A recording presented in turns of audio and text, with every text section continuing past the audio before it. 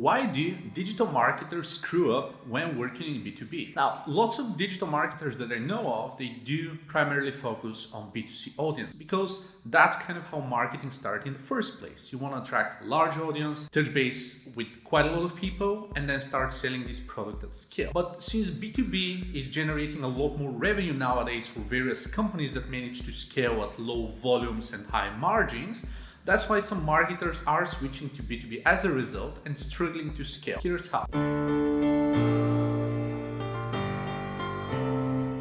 Hi, I'm Peshev from Devrix, and today we are going to talk about digital marketers switching to B2B. There are 5 very common reasons why marketers who are used to selling B2C cannot easily adapt to B2B. First one is different price ranges. Now, it's one thing that you sell a lollipop or a candy for less than $1, and then it's a completely different thing when you're selling a $500 software, a 20 grand service, or something along those lines. Obviously, since the price range is different, the buyer's intent is different, and the buyer decisions are different, and the entire process of selling doesn't really align with what you're used to selling at high scale and low cost. This is one of the things that's really tumbling most marketers switching to B2B as a result. And they have to change their perception in order to get used to the buying cycle, which again works in a completely different manner, which is what we are getting to into point 2. Longer buying cycle. What do I mean here? If you have a $1 product, $10, $20, $50 product that you're trying to sell through marketing, it's one thing. Most people are able to afford it.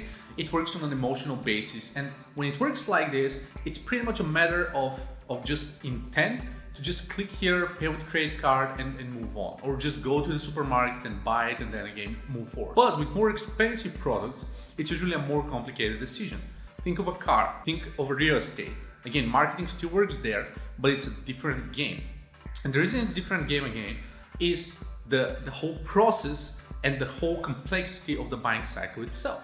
Because when you have a very expensive item or a product or a service or anything else that you're about to sell, which is usually B2B, then it is a complicated decision. It means that businesses need to talk to their CFOs, maybe their investors, maybe actually get an investment or a loan. It's a more tedious process, it's more complex, it takes more time and resources to actually take the final decision. Number 3, dealing with different decision makers. With B2C, it's usually fairly simple. You are talking directly to the decision maker. And again, it's straightforward. With B2B, it's usually more complicated. Try selling an ERP platform or a CRM or something else. You're talking to director of sales, probably chief of marketing officers, to the CEO, to their secretaries, to assistants who are doing the research, and a bunch of other people and influencers within the company. Since it's a more complicated process, there are different decision makers, and more importantly, they have different problems in mind that you have to solve while marketing this product.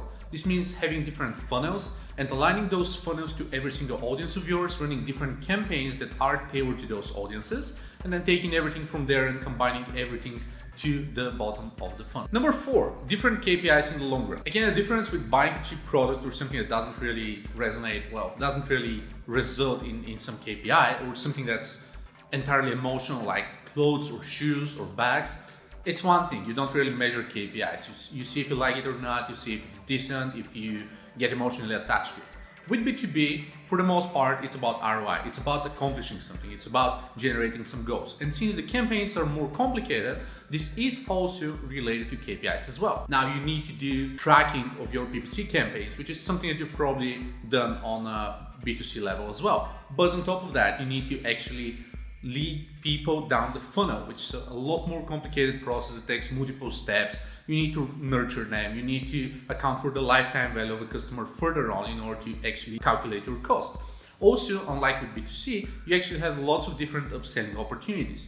They may start on a freemium plan, then switch to a paid trial for something, or a low-cost plan, then probably purchase more seats and do this and do that, then probably cross-sell them another product. So even if the initial purchase is almost free, or even free, you might actually get a lifetime value of tens of thousands of dollars per customer per year by switching to a B2B model. That's why the game is actually changed. That's why it's actually worth spending a lot more time and doing a lot more activities in order to complete the sale at the end of the day. Number 5 is a diverse marketing strategy. Again, that's the other thing that's a little bit different, because this way you're not just sending Facebook traffic to a landing page and buying something, or even even letting people purchase right away from Facebook, maybe a book, maybe an audio disc or something else, you're actually moving people down the funnel. You have top of the funnel content, then you have some landing pages, then you have some freebies, then you have this, then you have some brand campaigns, then you have webinars, then you have, it's a lot more diverse, it goes through a lot of different channels, and that's also connected to the part of KPIs that I just mentioned about. Since this is making the process a bit more complicated, it's kind of your goal to follow the entire process, to keep in touch with the entire marketing strategy and make sure that everything is moving along the line. There are two other bonus tips that you also need to be aware of when switching from B2C to B2B. Number one is stakeholders. Again, you have different stakeholders and you really need to be aware of that. It's not just the decision makers, but it's also the stakeholders. So one thing that I didn't mention in the previous points is that you may be influencing someone who is probably paying but not really getting the product, or the other way around. The person who is purchasing the product may not essentially be the one who is going to do the due diligence. This is what makes the process a lot more complicated. It's almost like with sales. In sales, for the most part, you're going to go through the gatekeeper, you're probably going to get a meeting scheduled with someone else who is not the direct decision maker, but they are influencing the decision at the end of the day. And you may actually never had the chance to talk to the real decision maker because they're busy and they have people who are doing most of the decision making. Or you may have to influence 2 or 3 or 4 people who are actually getting together in a room, discussing different alternatives, and then making a proposal or a presentation for the senior management, CEO, CFO, whoever is in charge on actually approving the payment. The other thing is sales. The other difference is with marketing, you can actually avoid sales. You don't have people calling phones, handling inbound leads, and so on. With B2B, sales is almost mandatory, which ends up in a specific cycle, which HubSpot are calling smarketing, the combination of sales and marketing together, creating an entire process of handling leads and warming up leads and then sending them to the sales funnels and then bouncing back and forth in order to improve the quality of those leads or warm them up even further, which is again moving the process a lot further down the road. I've also put a short survey by businessgrow.com, which analyzes the 4 reasons why marketers are still stuck back in 2010. And the 4 reasons are the crushing pace of technological change, right? Technology is evolving a lot more tools and software as a service solutions and CRMs and ERPs and everything else, marketing automation suites. So people are really having a hard time adjusting, and deploying something like this in a less traditional funnel isn't really quite trivial. Number 2 is the over-reliance of technology and automation. Sometimes you get so adjusted to having automated campaigns and auto-adjusting bids and this and that you're not really optimizing in the long run, which isn't really as efficient. Or you may be offloading something to, let's say, a media buyer, which is great, but they may be charging 10 or 20% on top of everything that you do, which is actually crunching your margins and kind of limiting your growth opportunity. Number 3 is organizational paralysis. Again, as companies grow, it gets even more harder to actually execute this and make this work as expected. And you have lots of different decision makers within your own company, which is overcomplicating the process as well. Number 4 is technology is changing consumer behavior too.